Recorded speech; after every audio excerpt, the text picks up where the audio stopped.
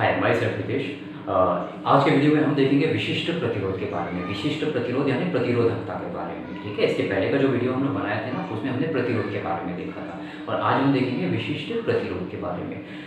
देखिए, विशिष्ट प्रतिरोध का कुछ भी बताना होगा ना आपको, तो उसके पहले आपको प्रतिरोध के बारे में बताना ही पड़ेगा। ऑब्जेक्टिव आगे तो नहीं बताना है जैसे फॉरेस्ट, लेकिन मेंस के लिए आपको प्रतिरोध को बीच में लाना ही पड़ेगा। ठीक है, तो देखिए हम पिछले वीडियो में थोड़ा रिवाइज में चले जाते हैं। हम जानते हैं कि चालक का जो प्रतिरोध होता है, हम जानते हैं जो चालक का प्रतिरोध होता है उसका सूत्र क्या होता है, R is equal to M by N E square tau L by A होता है। ये हमने देखा है। ठीक है, इसका मतलब ये था कि चालक का प्रतिरोध किन किन बातों पर निर्भर करता है। चालक का प्रतिरोध जो रहता है वो लंबाई के अनुक्रमानुपाती होता है, यह लिखा है मैंने, लंबाई के अनुक्रमानुपाती होता है, और अनुप्रस्थ काट के क्षेत्रफल के विक्रमानुपाती होता है, एन के भी व्युत्क्रमानुपाती होते हैं। एन क्या है, मुक्त इलेक्ट्रॉनों की संख्या, चालक में मुक्त इलेक्ट्रॉनों की संख्या के व्युत्क्रमानुपाती होता है, और प्रतिरोध जो होता है वो शांति काल के भी व्युत्क्रमानुपाती होता है। इसका मतलब जो प्रतिरोध है ना वो इन चार कारकों के ऊपर निर्भर करता है।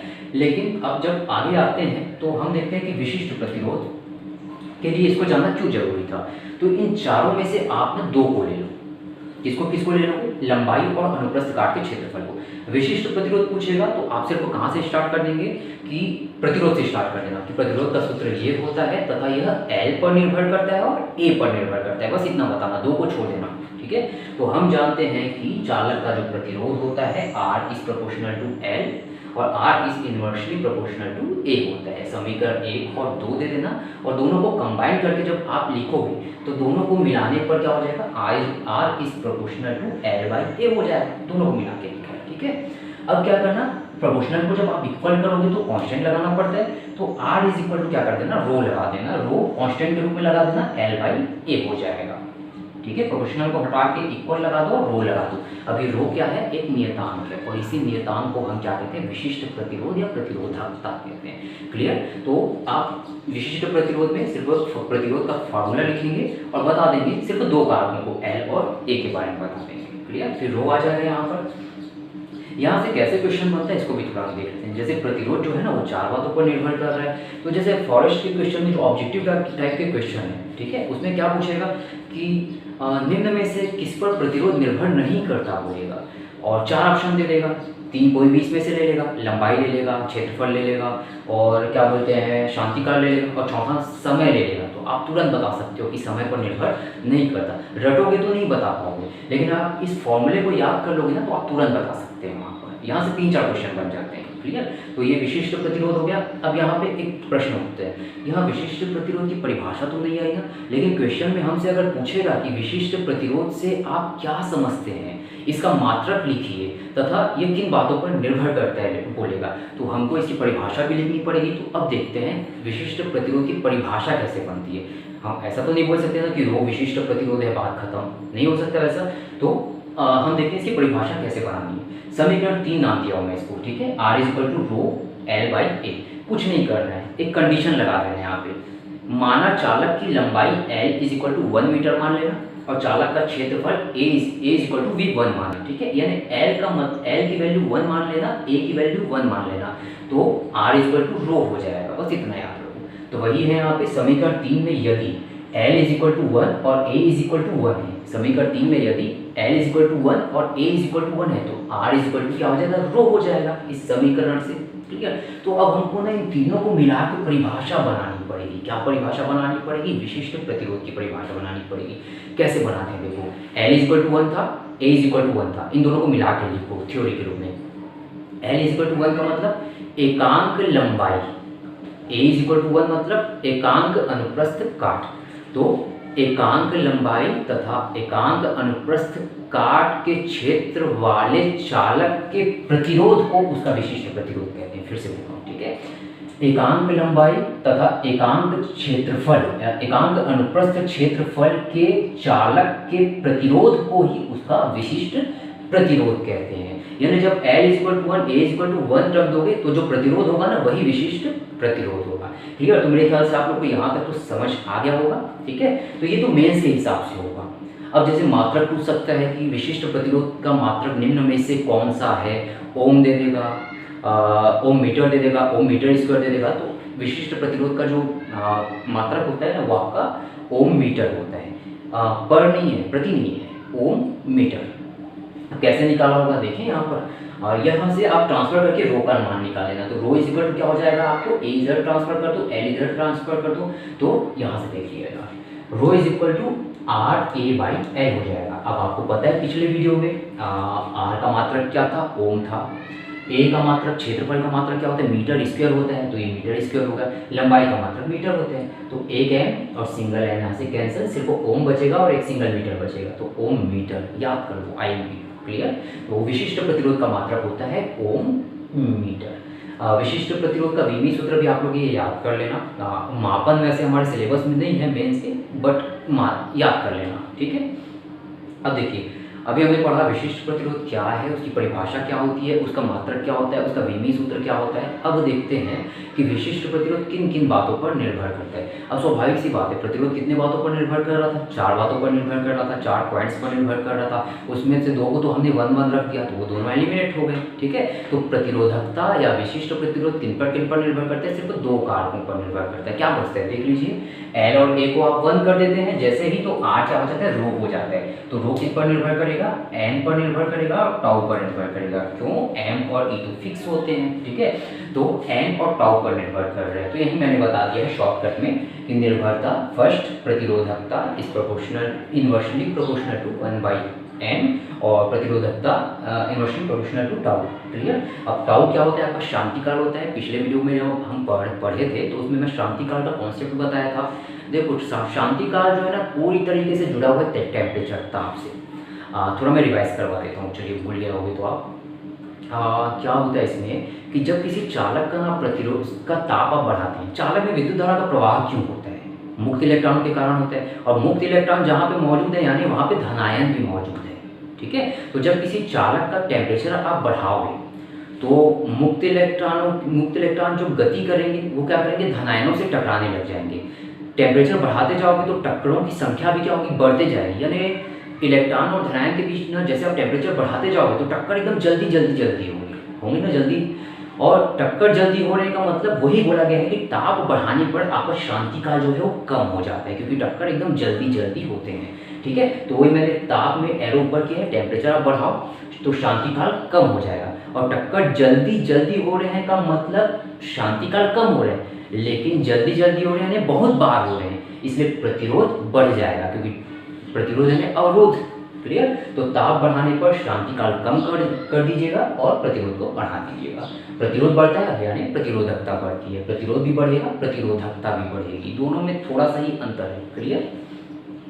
अब एक और हम लोग ये देख लेते हैं कि अगर ऑब्जेक्टिव वगैरह में पूछ दे कि जो प्रतिरोध है ना वो चालक के गुणों पर निर्भर करता है। जो चालक हम लिए हैं ना, जैसे कोई तार लिए हैं, तो प्रतिरोध किस पर निर्भर करता है कि उसकी लंबाई क्या है, उसका अनुप्रस्थ काट का क्षेत्रफल क्या है। लेकिन प्रतिरोधकता या विशिष्ट प्रतिरोध जो है वो चालक पर निर्भर नहीं करता, वो चालक किस पदार्थ से बना हुआ है, तांबे से बना हुआ है, एल्यूमिनियम से बना हुआ है, सिल्वर से बना हुआ है, ये उस पर निर्भर करता है, क्लियर। तो प्रतिरोध चालक की लंबाई, क्षेत्रफल आदि पर निर्भर करता है, बट प्रतिरोधकता जो है, विशिष्ट प्रतिरोध जो है वो उसके पदार्थ पर निर्भर करता है कि वो किस पदार्थ से बना हुआ है, क्लियर। तो यहाँ तक आप लोगों को समझ आ गया होगा। प्रतिरोध का सूत्र लिख देना, विशिष्ट प्रतिरोध की थोड़ी परिभाषा बना देना, और ये जो है यहाँ से ऑब्जेक्टिव क्वेश्चन आपके बहुत सारे बन सकते हैं, ओके। और ये मुक्त इलेक्ट्रॉन का जो सिद्धांत है ना वो आप पिछले वीडियो में एक बार देख लीजिएगा, क्योंकि 4 में 2 तो आपका कॉमन है, प्रतिरोधकता और प्रतिरोध में। तो चलिए आगे बढ़ते हैं।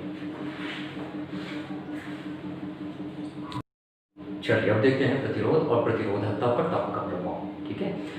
इससे पहले हमने देखा कि प्रतिरोध और प्रतिरोधकता जो था वो दोनों ही शांतिकाल पे डिपेंड करता था, और शांतिकाल किसके हिसाब से चेंज होता था, ताप के हिसाब से चेंज होता था। इस प्रकार प्रतिरोध और प्रतिरोधकता दोनों ही ताप पर निर्भर करते हैं।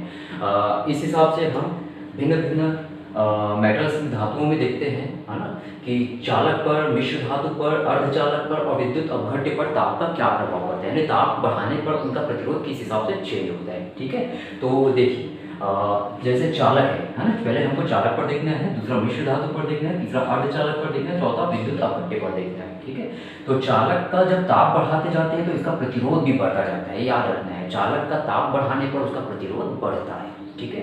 मिश्र धातु पर क्या प्रभाव पड़ता है? मिश्र धातु का भी ताप बढ़ाने पर उसका प्रतिरोध बढ़ता है। इन दोनों में एक अंतर यह है कि जैसे चालक का ताप बढ़ाने पर प्रतिरोध तेजी से बढ़ता है, बट मिश्र धातु में ताप बढ़ाने पर प्रतिरोध धीमी गति से बढ़ता है।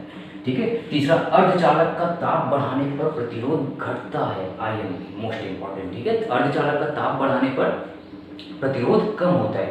अब चलो आगे देखते हैं। विद्युत अपघट्य का भी ताप बढ़ाने पर प्रतिरोध कम होता है। देखो, चालक का ताप बढ़ाने पर प्रतिरोध बढ़ता है क्योंकि टक्कर बढ़ती है, लेकिन अर्धचालक में ऐसा क्या होता होगा कि ताप बढ़ाने पर प्रतिरोध कम हो रहा है? तो हम जानते हैं कि अर्धचालक ने पीएन संधि डायोड का सिद्धांत जो यहाँ पर कार्य करता है, तो हम जानते हैं अर्धचालक का ताप बढ़ाते हैं तो सहसा में जब बंद अचानक बहुत तेजी से टूट जाते हैं, और वही यहाँ पे इसका कारण है कि प्रतिरोध अचानक से बहुत ही कम हो जाता है। बस इतना याद रखिए आप, चालक और मिश्र धातु का ताप बढ़ाने पर प्रतिरोध बढ़ता है और अर्धचालक और विद्युत अपघट्य का ताप बढ़ाने पर प्रतिरोध कम होता है। अब यहाँ पे क्वेश्चन कैसे बनेगा? ऐसा लगता होगा कि हम समझ रहे हैं, ये कैसे क्वेश्चन बनेगा, है ना? तो क्वेश्चन कितने प्रकार से घुमा के आप इसके क्वेश्चंस को बना सकते हैं। जैसे क्वेश्चन में पूछ दिया कि निम्न में से किनका ताप बढ़ाने पर प्रतिरोध कम होता है? 4 ऑप्शन दे देगा आपको। तांबा दे देगा, एल्यूमिनियम दे देगा, सिल्वर दे देगा और चौथे में सिलिकॉन दे देगा। तो आप वहाँ पे लगाएंगे सिलिकॉन, जिसका ताप बढ़ाने पर प्रतिरोध कम होता है। तो ऐसे सैकड़ों क्वेश्चन आपके बन सकते हैं, इसलिए डीप में आप लोग स्टडी कीजिए। अब देखिए, चालक पर प्रभाव, चालक पर ताप का प्रभाव डिटेल में हमको पढ़ना पड़ेगा। क्यों? क्योंकि इससे ना क्वेश्चन आया हुआ है 2016 या 17 में फॉरेस्ट के एग्जाम में। प्रतिरोध ताप गुणांक सिलेबस में नहीं दिया था, सिलेबस में तो सिर्फ प्रतिरोध था, तब भी ये आया था, और ये 10th की बुक में नहीं दिया हुआ है, 12th की बुक में दिया हुआ है। ठीक है। तो प्रतिरोध ताप गुणांक होता क्या है, इसके बारे में थोड़ा देख लेते हैं। ठीक है। प्रतिरोध ताप गुणांक को अल्फा से डिनोट करते हैं, और इसका जो सूत्र होता है वो होता है alpha is equal to RT minus R0 T। अभी हम लोग देखें ना कि टेम्परेचर बढ़ाने पर चालक का प्रतिरोध बढ़ता है, तो वो किस हिसाब से बढ़ता है, किसके अकॉर्डिंग बढ़ता है, ये उसके लिए सूत्र है। ठीक है। फॉर्मूला है कि अल्फा इज इक्वल टू, ये प्रतिरोध ताप गुणांक बोलते हैं अल्फा को, प्रतिरोध ताप गुणांक alpha is equal to RT minus R0 T। Clear? अब इसको ऊपर ट्रांसफर करना तो ये आपका इक्वेशन बन जाएगा RT is equal to R0 1 plus alpha T। मैं आप लोग को नोटेशन की मीनिंग आपको बता देता हूँ कि बाय द वे अगर न्यूमेरिकल आ गया, क्योंकि न्यूमेरिकल बहुत आते हैं, ठीक है, बाय द वे न्यूमेरिकल आ गया तो आप कंफ्यूज ना हो। यानी आपको ये पता होना चाहिए कि आपके न्यूमेरिकल क्वेश्चन में क्या क्या आपको दिया गया है और क्या क्या आपको निकालना है। ठीक है। तो यहाँ पे आप फिजिकल मीनिंग इसके आप देख लीजिए। देखिए, ताप बढ़ाने पर प्रतिरोध बढ़ रहा है, तो हम मान लेते हैं कि 0 डिग्री सेल्सियस पर पहले प्रतिरोध कितना था? R0 था। पहले कितना था प्रतिरोध? R0 था। ठीक है। और टेम्परेचर T डिग्री सेल्सियस कर दिया तो उसका प्रतिरोध बन गया, क्योंकि ताप पर निर्भर करता है वो, तो मान लेते हैं वो RT हो जाता है। ठीक है। तो यही इसका सूत्र है, RT मतलब T डिग्री सेल्सियस पर इसका प्रतिरोध, और R0 जो है वो 0 डिग्री सेल्सियस पर इसका प्रतिरोध है, और R0 वही है 0 डिग्री सेल्सियस पर, और T जो है समय, कितने समय तक आप उसको टेम्परेचर दे रहे हो, और अल्फा जो है वो प्रतिरोध ताप गुणांक है। क्लियर? तो ये फॉर्मूला आप लोग याद कर लीजिए। प्रतिरोध के लिए फॉर्मूला है, सेम फॉर्मूला बनेगा आपका प्रतिरोधकता के लिए, R की जगह रो हो जाएगा। अब ये पूछता तो नहीं है क्वेश्चन में, लेकिन न्यूमेरिकल आ गया तो आपको बनाना पड़ेगा। क्या पूछ देगा? 0 डिग्री सेल्सियस पर प्रारंभिक ताप दे देगा, प्रारंभिक प्रतिरोध दे देगा। मान लीजिए ये 4 राशियां हैं, 1 2 3 और ये 4 राशि, 4 में 3 दे देगा तो आप काफ़ी आसानी से निकाल सकते हैं। क्लियर? ये आया हुआ है इसलिए मैं इसको बता दिया। ओके। इसके बाद इसकी डेफिनेशन ऐसे बनती है कि प्रतिरोध ताप गुणांक की डेफिनेशन ऐसी बनती है कि किसी चालक के एकांक प्रतिरोध का ताप, एकांक डिग्री सेल्सियस, किसी चालक के एकांक प्रतिरोध का जो टेम्परेचर है ना, 1 डिग्री सेल्सियस जब बढ़ाते हैं तो जो प्रतिरोध में वृद्धि होती है उसको हम बोलते हैं प्रतिरोध ताप गुणांक। एकांक जहाँ भी लग गया ना, नीचे लिखा जाता है उसको, और वृद्धि बता रहे हैं, परिवर्तन बता रहे हैं, RT minus R0 is equal to alpha. यही परिभाषा लिख दिया था फॉरेस्ट के पेपर में, और ये पूछा था इसका मतलब क्या होता है। 4 ऑप्शन दिए थे, एक दिया था प्रतिरोध गुणांक बोल दिया था, दूसरा ताप गुणांक बोल दिया था, तीसरा और चौथा कुछ और दिया हुआ था। बट ऐसा प्रतिरोध गुणांक और ताप गुणांक अलग अलग नहीं होता, प्रतिरोध ताप गुणांक ही होता है एक साथ। क्लियर? इसके बाद आ जाते हैं, ये आपको समझ आ गया होगा। अब इसके बाद हम आ जाते हैं चालकता क्या होती है। बस इसका ये याद रखिए, चालकता जो है प्रतिरोध का व्युत्क्रम जो होता है चालकता होती है, और प्रतिरोधकता का व्युत्क्रम जो होता है वो विशिष्ट चालकता होती है। प्रतिरोध का व्युत्क्रम, प्रतिरोध जितना कम होगा, अवरोध जितना कम होगा धारा उतनी अच्छी बहेगी, तो प्रतिरोध जितना कम होगा चालकता उतनी ज़्यादा होगी। तो C is equal to 1/R होता है, क्लियर। और विशिष्ट चालकता क्या होगा, उसको सिग्मा से डिनोट करते हैं, सिग्मा से दोनों को डिनोट करते हैं कई बुक्स में, कहीं इसको C देते हैं कहीं सिग्मा। इतना याद रखिए, चालकता जो होती है वो प्रतिरोध का व्युत्क्रम होती है, और विशिष्ट चालकता जो होती है वो रो का व्युत्क्रम होती है, विशिष्ट प्रतिरोध का व्युत्क्रम होती है, क्लियर। चालकता का मात्रक क्या हो जाएगा, अब देखिए आर का मात्रक क्या होता है, ओम होता है, तो चालकता का मात्रक क्या हो जाएगा, ओम इनवर्स हो जाएगा, ओम इनवर्स, या इसी को हम MHO या म्हो के नाम से बोलते हैं, ठीक है। ऑब्जेक्टिव में आया तो कंफ्यूज मत होना, सिग्मा इनवर्स दिया रहेगा ऑप्शन में या फिर MHOD दिया रहेगा, तो आप लगाएंगे इसको, ठीक है। विशिष्ट चालकता सिग्मा इज इक्वल टू 1/रो, रो का क्या होता है मात्रक, हम देखें ना पीछे, रो का मात्रक होता है ओम मीटर, तो ओम मीटर ऊपर चल जाएगा तो क्या बोल सकते हैं इसको, ओम इनवर्स, मीटर इनवर्स हो जाएगा क्योंकि रो नीचे है, ओम इनवर्स या मीटर इनवर्स। अब हम देखते हैं कि ओम इनवर्स को हम क्या बोलते हैं, MHO बोलते हैं, तो ओम इनवर्स की जगह हम MHO लिख सकते हैं, और मीटर इनवर्स को हम नीचे लगा सकते हैं, यानी घुमा फिरा के इसके मात्रक को 4 या 5 प्रकार से दे देगा तो आप कंफ्यूज ना होंगे, ठीक है। ओम दे देगा, MHO दे देगा, तो आपको कुछ शब्दों पे ध्यान रखना है कि विशिष्ट चालकता पूछ रहे हैं, चालकता पूछ रहे हैं, प्रतिरोध बोल रहे हैं कि विशिष्ट प्रतिरोध बोल रहे हैं। ये आपके सिलेबस में ऐसा दिया नहीं है, लेकिन रो और आर पे डिपेंड करते हैं, और ये तो सिलेबस में दिया हुआ है, इसलिए हमको इसको देखना पड़ेगा। डीप में तो पढ़ना पड़ेगा क्योंकि फॉरेस्ट के एग्जाम में वो डीप में ही पूछा जा रहा है, और फिजिक्स तो लैब के पेपर में भी टफ आया था, और स्वाभाविक सी बात इतनी बड़ी पोस्ट का पेपर है तो टफ ही आएगा, ओके। तो ये हमारा कंप्लीट होता है प्रतिरोध और विशिष्ट प्रतिरोध। आई थिंक आप लोग को समझ आ गया होगा, कोई दिक्कत हुई होगी तो उसके लिए थोड़ा सा मैनेज कीजिएगा। एक जो विभव हम इससे पहले जो पढ़े थे विभव, है ना, तो विभव में एक बात आप याद रखेंगे, नोट कर लेंगे, पृथ्वी का विभव शून्य होता है, पृथ्वी का विभव शून्य होता है। मैंने बताया ना, जिसके पास आवेश ज़्यादा वो धनात्मक विभव, मैं बहुत पहले वाले वीडियो पे आ रहा हूँ क्योंकि छूट गया था वहाँ पे, ठीक है। तो जिसके पास आवेश ज़्यादा होता है उसको हम धनात्मक विभव कहते हैं, और जिसके पास आवेश कम होता है उसको हम ऋणात्मक विभव कहते हैं, क्लियर।